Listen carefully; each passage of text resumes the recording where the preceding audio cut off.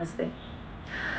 સૂર્ય શોભા વનના foundation અંતર્ગત project વાત્સલ્ય ચાલી રહ્યો છે, જેમાં અમે લોકો સુપોષણ અભિયાન ચલાવી રહ્યા છે. અત્યાર સુધી અમે વાત ખાલી નાના બાળકો માટે કરી છે અને અમે ટ્રીટમેન્ટ પણ નાના બાળકોની કરી રહ્યા છે. 6 મહિનાથી લઈને 4.5 વર્ષના બાળકોને અમે લોકો સ્ક્રીનિંગ કરી અને એમની ટ્રીટમેન્ટ કરીએ છીએ. પણ અત્યારે વાત યંગસ્ટર્સ માટે કરવાની છું. આપણે બધાએ જોયું છે કે જે કોલેજનો વિસ્તાર હોય છે, જ્યાં બહુ જ બધી કોલેજીસ હોય છે, જ્યાં પીજીના સ્ટુડન્ટ્સ રહેતા હોય છે, ત્યાં તમે જોયું હશે તો Maggi, pasta, pizza, stuff paratha આવી બધી વસ્તુઓની જ લારીઓ છે અને એ પણ પુષ્કળ પ્રમાણમાં.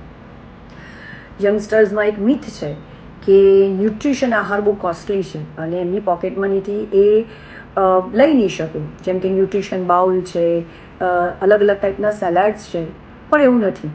ન્યુટ્રિશન આહાર ઘરના ખાવાનું ખાવાથી પણ મળે છે.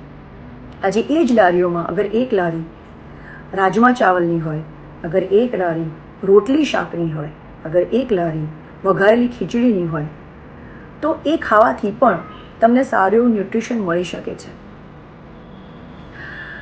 તમે તમારા જ હેલ્થ સાથે છેડા કરી રહ્યા છો, તમે એજ્યુકેશન લઈ રહ્યા છો, તો તમને એટલી પણ સમજણ હોવી જરૂરી છે કે જે તમે ખાઈ રહ્યા છો એ તમારા બોડીમાં ડાયલ્યુટ થાય છે કે નહીં. જેમ કે મિયોનીઝ ચીઝ છે, હવે તો એવું કહેવાય કે દરેક વાનગી ઉપર ચીઝ હોવી જરૂરી છે તો જ યંગસ્ટર્સને ભાવે છે. તો જે મિયોનીઝ ચીઝ છે કે જે પામ ઓઇલ છે એ આપણી બોડીમાં ડાયલ્યુટ જ નથી થતું અને એટલે એના પરિણામ સ્વરૂપ એ કોલેસ્ટ્રોલ વધારે છે અને બહુ નાની ઉંમરમાં યંગસ્ટર્સને હાર્ટના પ્રોબ્લેમ થાય છે.